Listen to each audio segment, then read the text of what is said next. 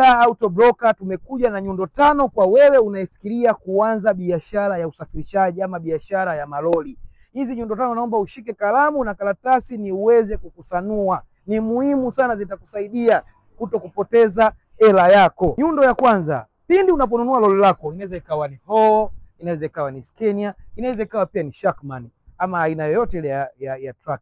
Jitahidi ukatie bima kubwa, yani comprehensive insurance. Hiyo ni muhimu sana, itakusaidia pindi inapotokea dharura, aidha ya ajali, dharura ya moto au dharura ya namna yoyote. Bima kubwa itakusaidia, usione ubaili kwenye swala la bima. Chonde, katia bima kubwa, full stop. Nyundo ya pili, jitahidi sana utafute dereva mwenye weledi wa hali ya juu na mwenye uzoefu wa muda mrefu wa hii huduma ya uendeshaji wa malori wa safari ndefu. Sio mchukue mtoto wa mjomba yako alikuwa anaendesha Suzuki Carry, sijui bodaboda, umwambie chukua bwana mjomba, bwana hii gari hebu peleka Kongo Kasumbalesa. Utasikia ameingia kwenye kona za Iovi, upate matatizo bure. Acha kabisa hayo mambo. Tafuta dereva mwenye weledi wa hali ya juu ambaye ana uzoefu wa safari ndefu, muweke mlipe. Usiwe mbaili kwenye kumlipa dereva mwenye weledi, atakusaidia chombo chako kukitunza. Acha mambo ya ndugunization. Ndio kuendesha pikipiki, kiolioli, mara sijui nini, unampa semi aende nayo Kongo. Wewe una akili una kichaa sana kwenye swala zima la service za hizi gari. Jamani, hizi gari zinataka service, utaipenda na itakurudishia hela yako vizuri. Pindi inapotokea dharura pia jitahidi, sio unamwambia fundi nakupigia bwana tajiri, tumekwama bwana, tuko misugu hapa. Hebu fanya jambo bwana, fanya maarifa. Wewe una akili unamwambia dereva fanya maarifa kwenye lori? Acha masiara. Hii sio Corolla hii ama au Paso ama Swift. Hapana.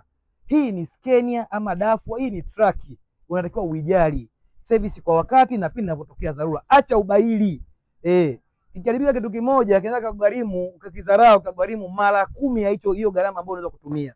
Kwa hiyo jitahidi sana service kwa wakati. Nyundo ya 4, jitahidi kwenye gari yako ama kwenye truck yako utakayonunua, iwe ni mpya iwe ni used, ifungie kingamuzi kujua mwenendo wa gari yako. Vingamuzi sasa hivi viko vingi vya kisasa. Unaweza ukaifungia hapa nyuma ya kibini kuangalia ni mzigo gani na iko sehemu gani imebeba, na pia sasa hivi pia kuna GPS ambazo unaweza kufungia kwa ndani ya dereva kuona mwelekeo yuko na nani, kila kitu. Hiyo itakusaidia kwa usalama.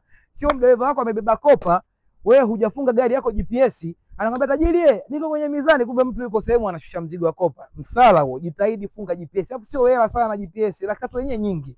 Nyundo ya 5 na ya mwisho bwana, biashara ya usafirishaji, biashara ya malori inataka uwe tajiri mkorofi. Yani inatakiwa piga huwa tajiri mkorofi. Uchekecheke na madereva. Biashara ya malori haitaki kuchekecheka na madereva. Utachonga viazi. Lazima uwe tajiri mkaksi mkorofi. Mtu akizingua, teke kulia busili, kushoto jakcheni, mvuzishe. Kiwezekana makofi vitasa. Sio hehe unasheka tu bwana, azivie na mwachia Mungu. Nani nikwambia kwenye biashara za malori unaweza kufanya mambo hayo? Opa.